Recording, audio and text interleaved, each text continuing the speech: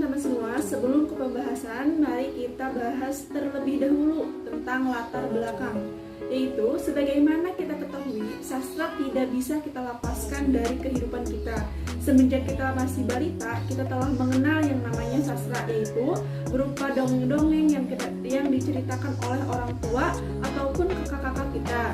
Seiring berjalannya waktu, sastra pun semakin kita kenal, dan tidak hanya berupa dongeng, melainkan bentuk sastra lainnya seperti puisi, cerpen, novel, ataupun film yang bisa digolongkan pada jenis karya sastra puisi, prosa, dan drama. Kita sebagai mahasiswa, apalagi jurusan Bahasa dan Sastra Indonesia, tentunya telah banyak karya sastra yang telah kita baca maupun kita buat sendiri.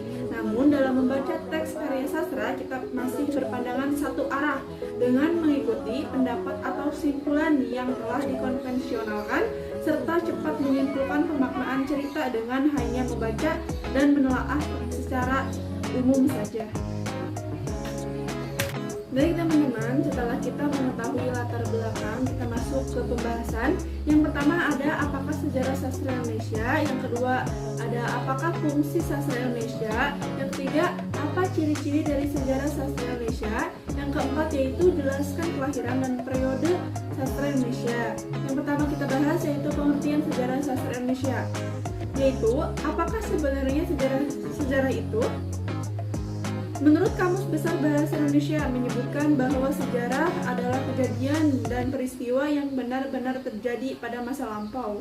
Itu sebabnya menyajikan sejarah merupakan upaya untuk menyampaikan apa yang terjadi di masa lampau.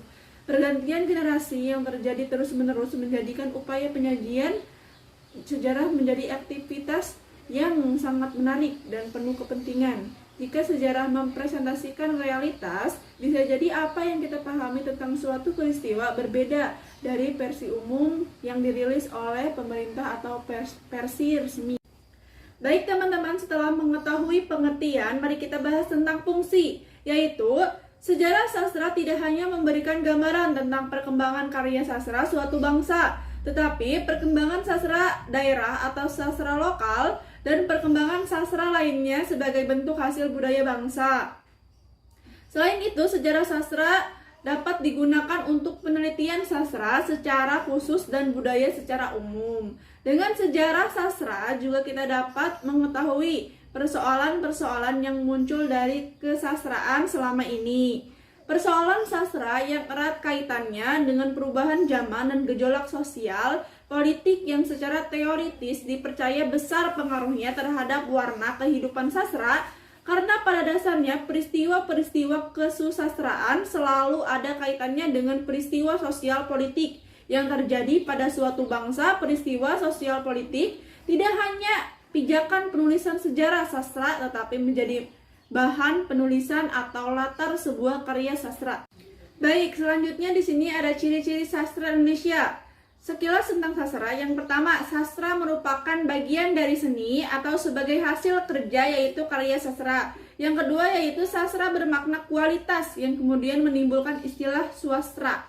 Yang ketiga ada sastra berarti ilmu. Selanjutnya, lahirnya sejarah sastra Indonesia. Lahirnya sastra Indonesia pada tahun 1920, pada waktu itu para pemuda Indonesia untuk pertama kalinya menyatakan perasaan dan ide yang terdapat pada masyarakat tradisional setempat dan menuangkan dalam bentuk sastra. Dan ditandai juga dengan tersebar luasnya karya sastra dalam penerbitan pers atau surat, kabar, dan majalah dan buku, baik yang diterbitkan oleh pihak swasta maupun pemerintah kolonial. Baik, kita lanjut materinya yaitu Angkatan Sastra Indonesia. Bisa kita lihat secara urutan waktu, sastra di Indonesia terbagi menjadi beberapa angkatan, yaitu Angkatan Pujangga Lama, Angkatan Sastra Melayu Lama, Angkatan Balai Pustaka, Angkatan Pujangga Baru, Angkatan 1945, Angkatan 1950 sampai dengan 1960-an, Angkatan 1966 sampai dengan 1970-an, Angkatan 1980 sampai dengan 1990-an, Angkatan Reformasi, dan Angkatan 2000-an. Baik, kita lanjut membahas tentang periode, yaitu tahun 1942 sampai dengan 1945. Yaitu membicarakan propaganda dan syarat dengan politik Jepang dalam mempengaruhi rakyat Indonesia dalam membantu Jepang berperang dalam Asia Raya. Pemerintah melalui Balai Pustaka atau Keimen Bunka Shindoso yang menerbitkan berbagai karya baik novel, puisi, dan cerpen sebagai kebaikan dan keunggulan Jepang. Selain itu, Jepang pun menggunakan sandiwara sebagai media propaganda. Nah, selanjutnya ada periode tahun 1961 sampai dengan 1971, yaitu membicarakan gaya periode sebelumnya dan membahas dampak dari parta-parta corak sastranya bermacam-macam seperti keislaman atau les bumi, ide kenasionalisme atau les bumi, ide rakyat atau lekra, serta ada yang bebas dalam mengabdi kemanusiaan. Selanjutnya periode tahun 1971 sampai dengan 1998, yaitu membicarakan tentang selain maraknya karya-karya yang berbentuk populer, juga bentuk-bentuk eksperimentasi sastra dalam sastra, serta membicarakan bahwa dalam karya puisi memunculkan 4 jenis gaya puisi, yaitu mantera, puisi imajinasi, puisi lugu, dan puisi lirik. Selanjutnya ada periode 1998 sampai dengan sekarang, yaitu membicarakan maraknya puisi novel, cerpen yang bertema sosial politik, khususnya pada pembahasan reformasi, di mana reformasi yang dimulai pada tahun 1998 banyak yang menelatar belakangi kelahiran karya-karya sastra, puisi, cerpen, dan novel pada saat itu.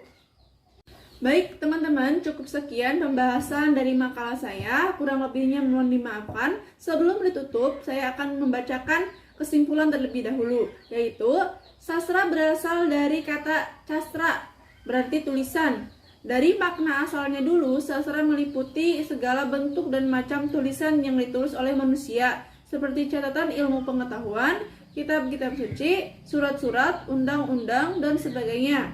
Teori sastra yaitu cabang ilmu sastra yang mempelajari tentang asas-asas hukum-hukum, prinsip dasar, seperti struktur, sifat-sifat, jenis-jenis, serta sistem sastra. Sejarah sastra yaitu ilmu yang mempelajari sastra sejak timbulnya hingga perkembangan yang terbaru.